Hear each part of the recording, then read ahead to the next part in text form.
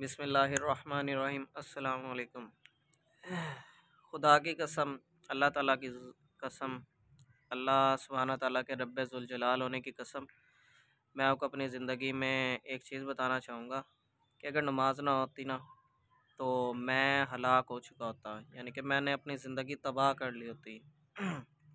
यानी कि इतनी मुश्किल हालात, टफ़ टाइम्स जो है ना, इसमें मुझे एक निकालने के लिए जो है ना, मुश्किल हालात में जो निकालती है, सहारा देती है। नो डाउट इंसान की लाइफ में नमाज छूटती भी है, ठीक है, बंदा कज़ा करता है, लेकिन वो बात नहीं कर रहा हूँ। लेकिन जितना अहम रोल नमाज के होने से मुझे दीन में मिला ना, उतना किसी चीज़ की वजह से नहीं हो सकता। तो नमाज ना होती तो मैं हलाक हो चुका होता। तो बाज़ औक़ात हम दोस्तों की महफ़िलों में होते हैं, इधर-उधर होते हैं, तो हम दुनिया परस्ती की तरफ चले जाते हैं, ठीक है।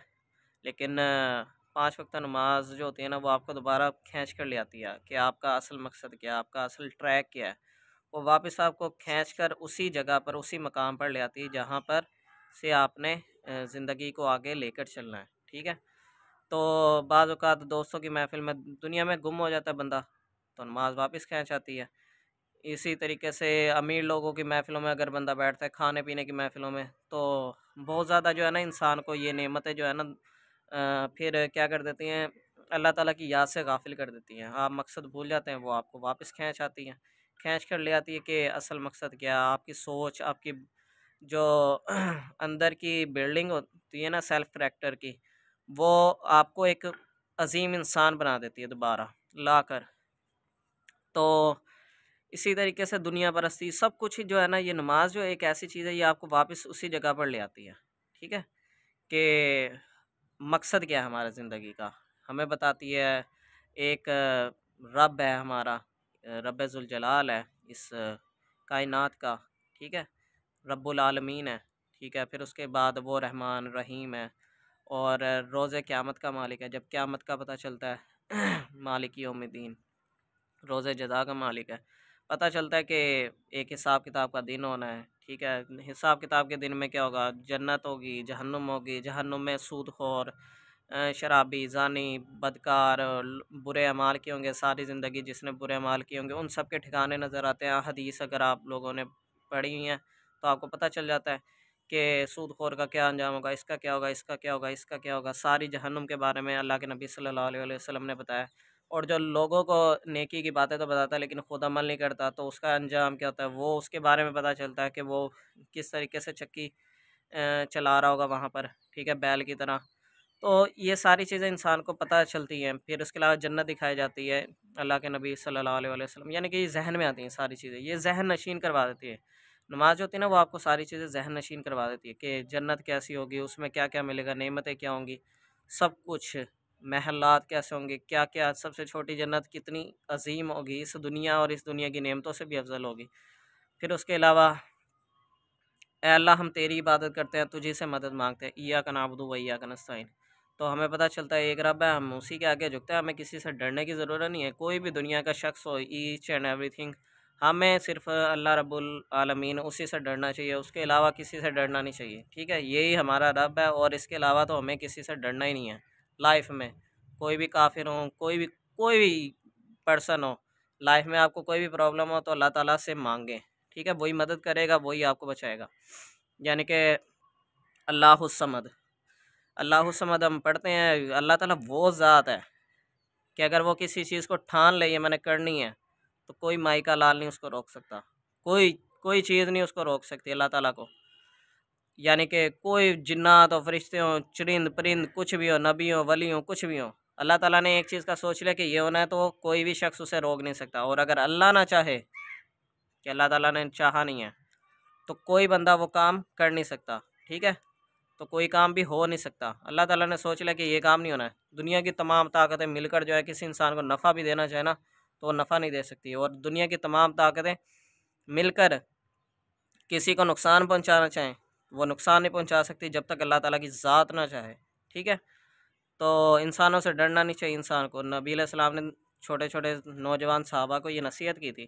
कुरान पाक में भी इसका ज़िक्र है, और अल्लाहु समद वैसे ही हमें पता है। इहदिना सिरातल मुस्तकीम, ऐ अल्लाह मैं सीधे रास्ते पर चला, यानी कि उन लोगों का रास्ता, सिरातल लज़ीना अनअमता अलैहिम, उन लोगों का रास्ता जिन पर तेरा इनाम हो, यानी कि अम्बिया, सिद्दीकीन, शुहदा, सालिहीन, ठीक है, जितने भी नेक बंदे उन लोगों के रास्ते पर चला, ख़ास तौर पर नबी, ठीक है, अम्बिया के। और गैरिल मग़दूबी अलैहिम वलद्दालिन, हमें फिर यानी कि आपको पता पता करवा देती है कि हाँ आपके दुश्मन कौन से हैं। गैर उन लोगों के रास्ते पे नहीं चलाना जिन पर तेरा गज़ब हो, यानी कि यहूदियों पर अल्लाह ताला का गज़ब नाजिल हुआ था, और ना ही गुमराहों का, यानी कि ईसाई जो है वो गुमराह हो गए, अल्लाह ताला का बेटा बना लिया है, ठीक है, हज़रत ईसा अलैहिस्सलाम को, ये यहूदियों के नक्शे कदम। और हमें दुश्मनों के बारे में भी एक रिमाइंडर मिल जाता कि यहूदी नाम की भी एक चीज़ है, और ईसाई भी, हमने उनसे कैसे चलना है और टैकल कैसे करना है। और इसी तरीके से तरह तरह की हम सूरतें मिलाते हैं नमाज के अंदर, तो हमें वो सारा का सारा रिमाइंडर देती रहती हैं। मसलन कोई शख्स कुल या अय्युहल काफिरून, कहो कि ए काफिरों, कि मैं तुम्हारे फिर उसके बाद हम इसी में बताते हैं कि मैं उस कदम नक्शे कदम पे नहीं चलता जिस नक्शे कदम पर तुम चल रहे हो, ठीक है। तो ये सूरत आगे कुल औज़ु बिरब्बिन नास, ठीक है, कहो कि मैं सुबह के परवरदिगार की पनाह में आता हूँ, और मिन शर्रि हासिदिन इज़ा हसद, ठीक है, हासिदों के शर से जबकि वो हसद करने लगे। ये छोटे छोटे क्लिप मैं बता रहा हूँ। इसी तरीके से कुल औज़ु बिरब्बिल फलक, कहो कि मैं कुल औज़ु बिरब्बिन नास, कहो मैं लोगों के परवरदिगार की पनाह में आता हूँ, और कुल औज़ु बिरब्बिल फलक, कहो कि मैं सुबह के परवरदिगार की पनाह में आता हूँ, ठीक है। और इसी तरीके से तमाम ये सूरतें हैं, वल अस्र इन्नल इंसान लफ़ी खुस्र, ये हमें बताती है कि तमाम इंसान खसारे में हैं, ठीक है। और उसके बारे में बताया सारी चीज़ें कि दुनिया के तमाम लोग खसारे में हैं सिवाय उन लोगों के लिए। फिर आगे इस सूरत में बताया इन्ना अतैना कल कौसर, ए नबी हमने आपको कौसर अता किया, तो सल्लल्लाहु अलैहि वसल्लम। इसी तरीके से अलहाकुमुत तकासुर, तो ये आपको रिमाइंडर दे रही है कि कसरत माल ने इंसान को गाफिल कर दिया है, यहाँ तक कि हत्ता ज़ुरतुमुल मुकाबिर, यहाँ तक कि तुम कब्रों में जा पहुँचते हो। जिस तरीके से अरबों की तबाही हुई है वो पैसे की वजह से हुई है। जितना अल्लाह ताला ने इनको पैसा दिया है, और यही इनकी गुमराही का सबब है और यही इनकी तबाही का सबब है। और इन्होंने अपना डिफेंस सिस्टम बिल्कुल तबाह किया हुआ है। इनके पास कोई डिफेंस नहीं है, एटॉमिक हथियार नहीं है, मिसाइल्स नहीं है, कुछ भी इनके पास नहीं है, ठीक है, अरबों के पास। और मुस्लिम उम्मा में पाकिस्तान के पास है, और हालांकि ये गरीब तरीन मुल्क था। तो ये क्या है, ये इनकी बातें जो होती होंगी इनके हुक्मरानों की क्या होती होगी, वो दुनिया परस्ती से रिलेटेड है कि हमने ये बनाना है, ये बनाना है, ये बनाना है, ये बनाना है। हालांकि अल्लाह के नबी सल्लल्लाहु अलैहि वसल्लम, अ, उनके पास भी दौलत बेतहाशा थी, इनसे ज़्यादा दौलतें थी। तो अल्लाह के नबी सल्लल्लाहु अलैहि वसल्लम वो तो खर्च करते थे, ठीक है। आपने उनकी लाइफ के बारे में पढ़ा है कि 100 ऊँट जो है ईद के मौके पर नहर कर दिए, और घर में क्या है, वो छीछड़ों वाले बोटियाँ हैं वो खा रहे हैं, ठीक है, और कुछ भी नहीं है, और कल के लिए कुछ छोड़ा ही नहीं है। अल्लाह के नबी सल्लल्लाहु अलैहि वसल्लम ने अपनी औलाद के लिए क्या दुआ की थी, अल्लाह इनको इतना सा रिस्क देना कि इनका रूह और जिस्म का ताल्लुक कायम रहे। तो जितनी बड़ी गुमराही दौलत लेकर आती है ना, उतनी और कोई चीज़ नहीं लेकर आती। ये आपको समझने की ज़रूरत है, ठीक है। तो अरब जो है वो तो अपने आप को तबाह कर रहे हैं, बर्बाद कर रहे हैं। ये दुनिया परस्ती में लगे हुए हैं, इनको पता ही नहीं है। और इनकी वजह से जो है ना हमारी आखिरत तबाह हो रही है। वो कैसे, हमारे ऊपर अब इन्होंने अपना डिफेंस सिस्टम कुछ भी नहीं किया हुआ है। हैं हमारे भाई, गुमराही में पड़े हुए हैं, इन पर कल को जुल्म होगा। इसराइल जिस तरीके से सारे अरब ममालिक को तबाह कर रहा है, मुस्लिम उम्मत को तबाह कर रहा है, और ये जो शैतानी ताकतें ये जिस तरीके से तबाह कर रही हैं, कल को जब इनके ऊपर जुल्म होगा तो एज़ अ मुस्लिम मेरे ब्रदर हैं, मेरे सिस्टर्स हैं, उनको बचाना वो हमारे ऊपर फ़र्ज़ है, ठीक है। और हिसाब मेरे से होगा, यानी कि जुल्म इन पर होगा, हिसाब मुझसे होगा। तो देखिए, हमें चाहिए कि अल्लाह के नबी सल्लल्लाहु अलैहि वसल्लम के घर में खाने-पीने को कुछ नहीं होता था। इवन तक कि आप सल्लल्लाहु अलैहि वसल्लम का दुनिया से पर्दा फ़रमाने के मौके पर भी घर में कुछ नहीं था। लेकिन हथियार नबी अलैहिस्सलाम के घर में मौजूद थे। क्या वो ज़ुल्म को मिटाने की निशानी थी। मुसलमान आप उसी मौके पर बनते हैं, मुसलमान का क्राइटेरिया उस मौके पर आपका फ़िल होता है कि जब आप दुनिया से ज़ुल्म को ख़त्म करेंगे। वरना आप मुसलमान होने के क्राइटेरिया पर नहीं उतरे हैं।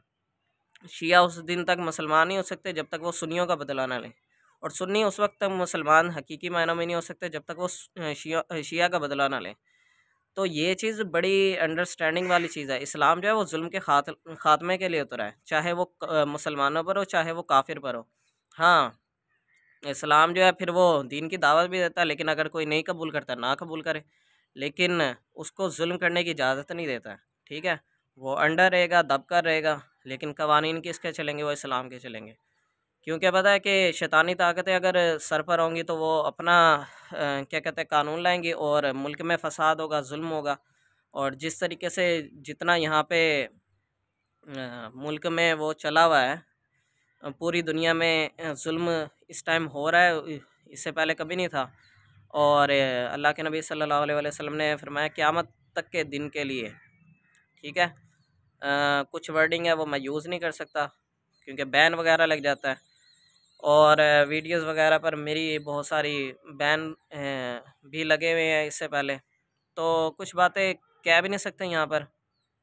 लेकिन अल्लाह के नबी सल्लल्लाहु अलैहि वसल्लम ने फरमाया कि अपने आप को डिफेंस सिस्टम में हर वक्त रखो दुश्मनों के मुकाबले में। और आप सल्लल्लाहु अलैहि वसल्लम के पास अरबों से ज़्यादा दौलत थी, लेकिन खर्च करते थे।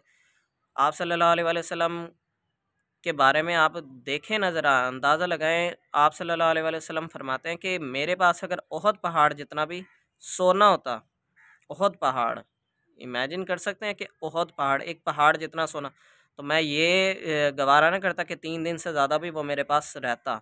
लेकिन मैंने सारा का सारा बाँट देना था। जो शख्स आता माँगता ज़रूरत के मुताबिक, मैंने देते रहना था। जो शख्स आता उसको दे देना था। तो क्या अल्लाह के नबी सल्लल्लाहु अलैहि वसल्लम की और ये भी दुआ थी कि अल्लाह मुझे एक दिन खिला, एक दिन भूखा रख, ताकि मैं तेरी नेमतों का शुक्रगुज़ार भी रहूँ।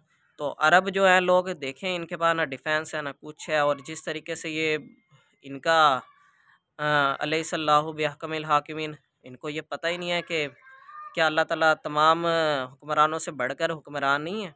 ये बिल्कुल भूले हुए हैं, भटके हुए हैं बिल्कुल ही। और टोटली अल्लाह ताला ने जिस तरीके से बताया है कि उस दिन क़यामत के दिन तुमसे नेमतों के बारे में पूछा जाएगा, और ये बिल्कुल भूले हुए हैं, भटके हुए हैं।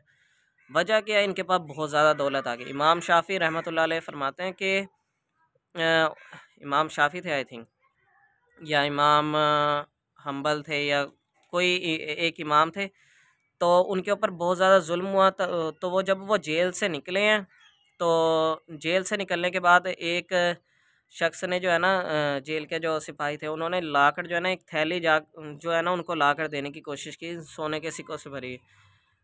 और कहते हैं कि उनको इतनी मार पड़ी थी, इमाम अहमद बिन हम्बल थे आई थिंक, तो उनको इतनी मार पड़ी थी कि अगर एक हाथी को भी इतनी मार पड़ती ना, तो वो भी बिलबिला उठता, यानी कि तड़प जाता। लेकिन उन्होंने कभी ज़ुबान पर शिकवा नहीं ज़ाहिर किया।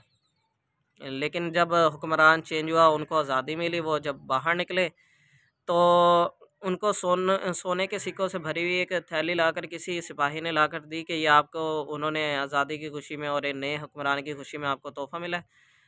तो वो उस टाइम रो पड़े, और उन्होंने पता है क्या कहा था? ऐ अल्लाह, मैं इस आज़माइश के लिए जो है ना, मैं इस आज़माइश को नहीं बर्दाश्त कर सकता। यानी कि इससे एक मकसद मिलता है कि दौलत से बड़ी गुमराही कभी भी इंसान की लाइफ में नहीं आती।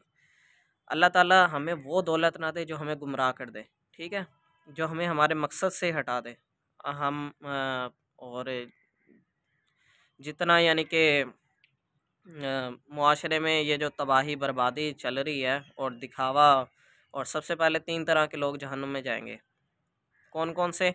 एक बहुत बड़ा आलिम दीन, एक सखी, और एक शहीद। क्योंकि इन तीनों का मकसद क्या था? दिखावा था।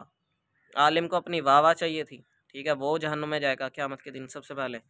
इसी तरीके से सखी जो होगा, सखी का भी यही था, वो लोगों को दिखावे के लिए खर्च करता था, और ताकि लोग उसका कहें कितना सखी शख्स है, लोगों में माल खर्च करता है, ठीक है? और इसी तरीके से जो तीसरा शख्स है शहीद, वो उसे तमगे चाहिए थे, मेडल चाहिए थे, मेरे ये एक मेडल लग गया, दूसरा मेडल लग गया, तीसरा मेडल लग गया। तो वो उसने कुर्बानी अल्लाह ताला की ज़ात के लिए, खालिस अल्लाह की रज़ा के लिए जो कुर्बानी दी जाती है, वो ही कबूल होती है अल्लाह की राह में, वैसे कोई कबूल नहीं होती। तो ये चीज़ें जो होती हैं, ये सीखने और समझने वाली चीज़ें हैं। हम दुनिया में जो है लोगों की भलाई, मोमिनो तुम बेहतरीन उम्मत हो जो कि लोगों की हिदायत के लिए पैदा की गई है, क्योंकि तुम नेकी का हुक्म देते हो और बुराई से रोकते हो। ये कुरान पाक में वाज़ेह अल्फाज हैं। तो हमें इस चीज़ के बारे में सोचना चाहिए कि अल्लाह ताला ने हमें किस मकसद के लिए पैदा किया है। ये तमाम सूरतें, नमाज से बात स्टार्ट हुई थी। नमाज के बारे में मैं यही कहूँगा कि नमाज is the most important thing in your life. If you want to destroy your life, so don't pray. तो अगर आप अपनी ज़िंदगी को बेहतर बनाना चाहते हैं और अपनी ज़िंदगी को एक सक्सेसफुल दुनिया और आखिरत में कामयाब होना चाहते हैं ना, तो मैं तो सिर्फ़ यही कहूँगा कि नमाज को कभी ना छोड़ें। क्योंकि जो है आप के इर्द-गिर्द दोस्त आएँगे, रिश्तेदार आएँगे, ये सारी चीज़ें आएँगी। और लेकिन जो कि नमाज जो है वो आपको रिमाइंडर देती रहेगी। नमाज को पढ़ें सही, लेकिन समझ कर, ठीक है? तमाम सूरतें जो भी आप पढ़ते हैं, उन सारी सूरतों के तर्जुमे याद करें कि इस आयत का क्या मतलब है, इस आयत का क्या मतलब है, इस आयत का क्या मतलब है। और सजदे में हम जो दुआएँ पढ़ते हैं उनका क्या मतलब है, रुकू में पढ़ते हैं उनका क्या मतलब है। ये सारी चीज़ें जब आप समझेंगे, तब आप एक कामयाब ज़िंदगी गुजार सकते हैं। अल्लाह के नबी सल्लल्लाहु अलैहि वसल्लम ने जितनी सैक्रिफ़ाइस हमारे लिए की हैं, तो हमें चाहिए कि हम अपने आप को जहन्नुम से बचाएँ। और सबसे पहले अपने आप को जहन्नुम से बचाओ, फिर अपने अहलो-अयाल और फिर अज़ीज़ व अक़ारिब और ये सारी लोगों उम्मत को हमारा बचाना है, जहन्नुम से निकालना है। और इवन तक के काफ़िरों को भी, डिसबिलीवर्स को भी, क्योंकि सब आदम की औलाद है, लेकिन कुछ गुमराह हुए हैं, कुछ सही रास्ते पर हैं। और हमें जो है वो, मेरी तो ज़िंदगी की सबसे जो बड़ी विश है ना, वो क्या है, सबसे ऊंची जन्नत। और जन्नत में जो सबसे आला तरीन जो चीज़ होगी वो क्या होगा, अल्लाह ताला का, अल्लाह सुब्हाना ताला का दीदार होगा। अल्लाह सुब्हाना ताला का दीदार जो है वो सबसे बड़ी नेमत है, ठीक है? और आप सल्लल्लाहु अलैहि वसल्लम के पास हों तमाम अंबिया, सिद्दीकीन, शुहदा, सालिहीन, यानी कि अहले बैत और सहाबा कराम के इर्द गिर्द होंगे, उनके पास रहना है हमने, ठीक है? और आपको पता ही है कि यतीम की कफ़ालत करने वाला, आप सल्लल्लाहु अलैहि वसल्लम ने फरमाया जन्नत में मेरे साथ होगा, करीब होगा बहुत ही। तो आप अपनी ज़िंदगी को जन्नत भी बना सकते हैं और जहन्नुम भी बना सकते हैं। और दुनिया जो है वो मोमिन के लिए कैद खाना है और काफिर के लिए क्या है, जन्नत है। और इसी तरीके से ये तमाम चीज़ें हमें सीखनी चाहिए, समझनी चाहिए। वीडियो बहुत ज़्यादा लंबी हो गई है। नमाज से स्टार्ट की थी, किसी दिन मैं नमाज से रिलेटेड इम्पोर्टेंट कुरान पाक के अंदर और जो बातें हैं वो भी बताऊंगा। और फिर सहाबा कराम ने, फिर तमाम नबियों ने क्या कहा है उनके बारे में जो बेनमाजी है। इसी तरीके से वलीउल्लाह लोगों ने उनके बारे में क्या कहा है, यानी कि अहले बैत ने क्या कहा है, सहाबा कराम, हर एक शख्स की ने नमाज की इम्पोर्टेंस के बारे में जो बताया वो मैं बताऊंगा किसी दिन आप लोगों को। क्योंकि कोई भी शख्स जो है मुसलमान, जो है वो मुसलमान के क्राइटेरिया पे तभी उतरेगा जब वो बेसिक चीज़ जो है नमाज को पढ़ेगा, ठीक है? तो अल्लाह ताला हमें नेक कामों पर चलने की तौफीक दे और सीधे रास्ते पर रखे क़यामत तक। और शैतान और फितना दज्जाल हर चीज़ से हमें महफूज रखे। आमीन सुम्मा आमीन।